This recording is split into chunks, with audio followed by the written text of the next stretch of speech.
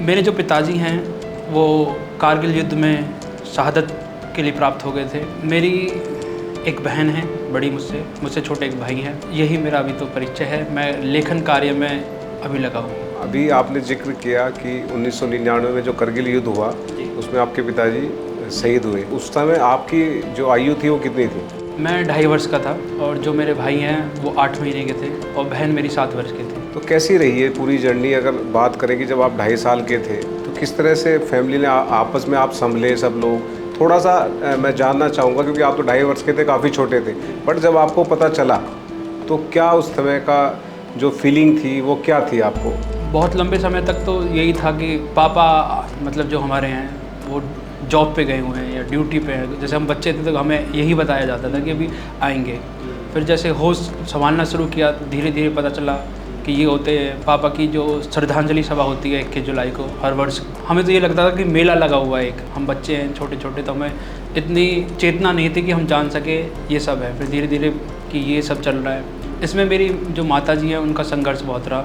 मेरा गांव और ननिहाल, उन दोनों के बीच में जो ग्रेटर नोएडा के कुछ सेक्टर बसे हुए हैं उनमें हमें लेके आई। सेंट जोसेफ स्कूल था जिसमें हमारा मतलब दाखिला हुआ। उसके बाद केंद्रीय विद्यालय, उसके बाद फिर बीटेक। इस तरीके से मेरी पढ़ाई चलती रही। आपके फादर शहीद हुए तो कोई क्या घटना हुई थी? किस तरह से क्या हुआ था? थोड़ा सा अगर आप बता सकें। कारगिल युद्ध के दौरान जो कारगिल युद्ध चल रहा था, पिताजी की जो बटालियन थी वो 130 बटालियन केरकू बल में थे। जो पेट्रोलिंग के लिए बटालियन लगाई जाती है वो पेट्रोलिंग के लिए बटालियन लगाई गई थी। तो उसी की क्रॉस फायरिंग में मिलिटेंट्स की तरफ से उधर जो उग्रवादी थे या जो पाकिस्तानी सेना के वो उग्रवादी थे लेकिन उन्हीं के ड्रेस में थे, ठीक है, उन मिलिटेंट्स को पता लगाने के लिए कौन है क्या है। तो जो पूरी बटालियन लगी हुई थी उसी की क्रॉस फायरिंग में वहाँ पे शहादत प्राप्त हुई।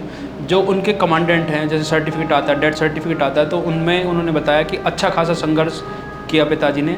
उसके बाद उन्होंने शहादत प्राप्त की है।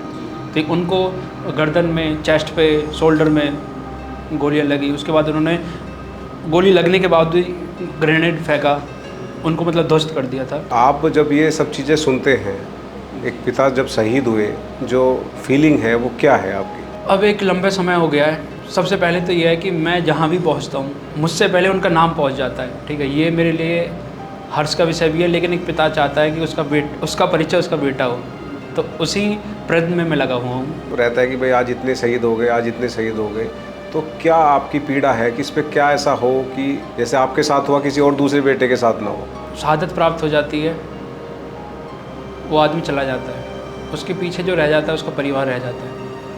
अगर वो शादीशुदा है तो उसकी पत्नी, उसकी माँ और नन्हे मुन्ने बच्चे रह जाएं तो वो रह जाते हैं। एक जैसे श्रद्धांजलि सभा हुई, उस समय सब लोग आ जाएंगे। 30 त्यौहार होते हैं, वो परिवार पूरा उनको मिस करता है और वो चाहकर भी मतलब उस तरीके से इन्वॉल्व नहीं हो पाता है उस त्यौहार में। उन जिस भी तरीके के फंक्शंस होते हैं अपने हृदय से नहीं मतलब अपनी भावनाएं प्रकट कर पाता है। एक टीस सी मतलब चुभती रहती है कि काश वो बंदा भी हमारे साथ होता।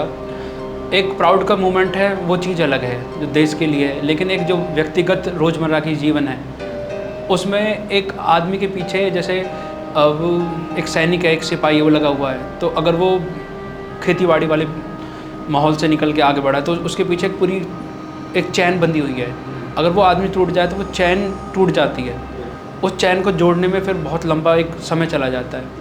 उनको फिर दोबारा से उठ के वहाँ खड़ा होने में फिर बहुत समय लग जाता है, मानसिक रूप से भी और आर्थिक रूप से भी। तो एक कवि कहीं ना कहीं अपनी कविता के द्वारा अच्छे से अच्छी बातें बोल सकता है। तो कुछ है शहीदों को लेके आपके पास कुछ ऐसा जो 2 शब्द हमारे जो व्यूअर हैं वो सुन सके? शहीदों के लिए मैं सबसे प्रथम ये कहूँगा कि ये ना समझो स्वाधीनता यूं ही मिली है। शहीद कारगिल वॉर के हों, 1972 वाले हों, 71 के हों, 1857 की लड़ाई हो, मैं सभी के लिए डेडिकेटेड करता हूँ कि ये ना समझे स्वाधीनता यूं ही मिली है।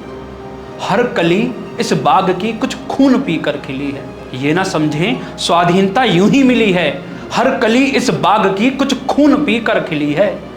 ये मस्त सौरभ रूप रंग फूलों को जो मिला है, ये उबलते शहीदों के खून का सिलसिला है। बिछ गए दीवारों में वो नीम के नीचे गड़े हैं, ये महल अपने शहीदों की छातियों पर खड़े हैं। तो मैं आने वाली पीढ़ियों को, मेरे जैसे नौजवान भाइयों को और आने वाला जो कल होगा उनको यही कहूँगा कि स्वाधीनता बहुत एक थाली में परोस के नहीं मिल गई है।